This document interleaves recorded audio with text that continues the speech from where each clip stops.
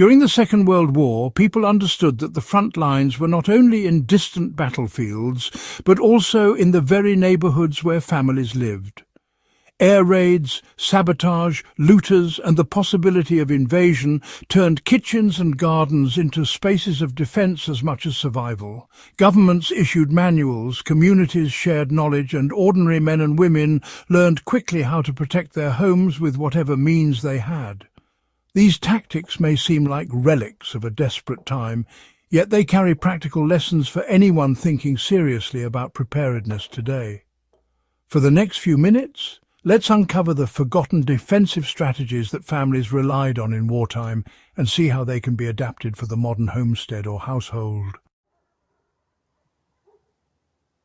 WWII showed that even the most modest dwelling could be turned into a stronger position with simple adjustments. Windows were not only blacked out but also reinforced with tape in crisscross patterns. This reduced shattering from bomb blasts, but it also kept glass from becoming dangerous shrapnel during explosions nearby. In rural homes, shutters were strengthened with sandbags or boards, and cellars were repurposed as both shelter and storage for valuables. The message was simple. A house should be more than shelter, it should be a shield. Applying this today can be as straightforward as keeping plywood cut to size for windows, ready to be mounted in case of storms, unrest or other threats. Sandbags are still effective and inexpensive, serving as flood barriers as well as ballistic protection. In practice, a stack of filled bags near a basement entrance or first-floor window creates a barrier that absorbs force, just as it did for families 8 decades ago. In many occupied or threatened areas, civilians had limited access to firearms. Defence, therefore, was built on the principle of layers. At night, perimeters were secured not only with watches, but also with obstacles that slowed intruders. Gardens and yards were deliberately cluttered with barriers that forced movement into predictable paths. Families planted thorn hedges, stretched wire, or set up noise-making traps like hanging tin cans on string to alert them to movement in the dark. These methods did not stop an enemy on their own, but they bought precious seconds to act, and they reminded intruders that the home was not undefended. For modern use, this principle still holds. A property does not need to look like a fortress to have passive barriers. Planting thorny bushes under windows, setting up gravel walkways that crunch loudly underfoot, and even using motion-activated lights as modern tripwires are practical ways of keeping that layered defence alive. The wisdom is in forcing a threat to reveal itself before it reaches your door. A single household was rarely enough to stand against threats during the war. Communities understood that defence was strongest when shared. Neighbourhood watches in wartime were not only about spotting aircraft, but also about keeping an eye out for suspicious movements on the ground. Families rotated watch duties, checked in on the elderly, and established agreed signals for danger. A knock in a specific rhythm, or the extinguishing of a lantern at a window, could serve as a coded alert. This created a web of vigilance where no one family had to carry the burden alone.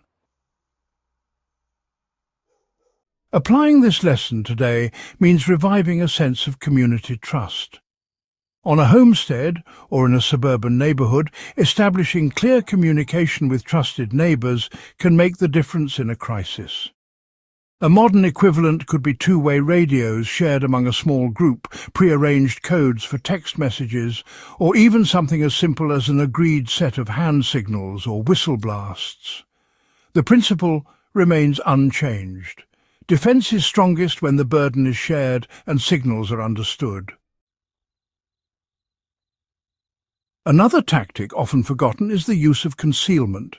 Families in threatened zones during the Second World War sometimes disguised their homes to look abandoned or unimportant. Curtains were drawn, doors left weathered, and gardens allowed to grow wild to reduce the appearance of value. In occupied Europe, valuables were hidden beneath floorboards, inside walls, or buried in gardens. Deception could mean the difference between survival and loss. This approach is highly relevant for today. In an unstable environment, broadcasting wealth or preparedness can invite trouble. Instead, blending in and reducing the visible signs of abundance is often wiser.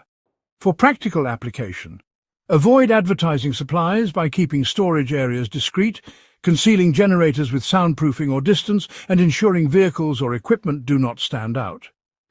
The Second World War lesson is clear. Sometimes the best defense is not being noticed at all.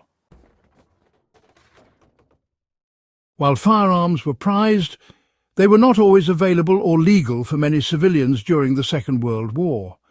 People relied on improvised weapons such as clubs, sharpened tools, and even boiling water kept on stoves in case of intruders. More often, however, the focus was on deterrence rather than combat. The goal was to make an enemy hesitate, retreat, or waste time. Families who prepared improvised noise traps or who fortified doorways were not aiming to fight toe-to-toe, but to discourage or delay attackers until help arrived or until danger passed.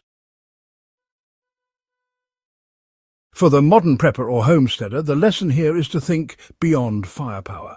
Reinforced doors with longer screws in the hinges, locks supported by strike plates, and, well, simple tools kept nearby for defense all fit the WWII mindset. Even dogs serve the same dual role they did back then, both as loyal companions and as living alarm systems. Perhaps the most overlooked defense tactic of WWII families was their discipline. They practiced drills, knew their roles, and responded to alarms without hesitation. Children were trained not to panic when sirens sounded.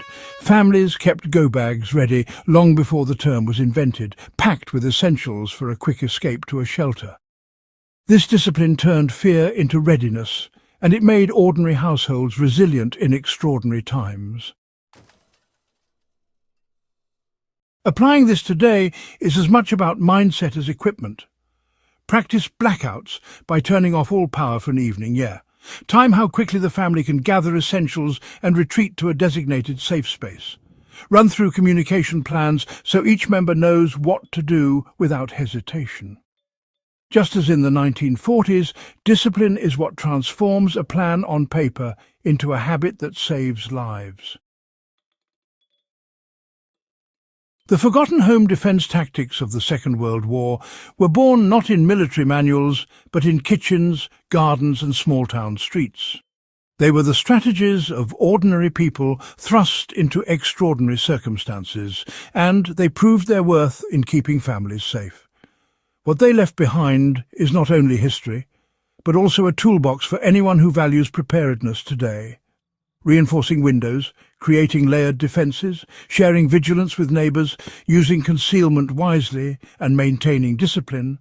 These are timeless approaches that matter whether the threat comes from nature, unrest, or anything in between. The resilience of World War II families shows that home defence is not about weapons alone, but about foresight, community, and discipline. Their forgotten tactics still work today, waiting for those who choose to learn from them. If this deep dive into wartime defence has given you insights worth carrying forward, make sure to subscribe to the channel and share this video so others can rediscover the strategies that protected families in the darkest of times.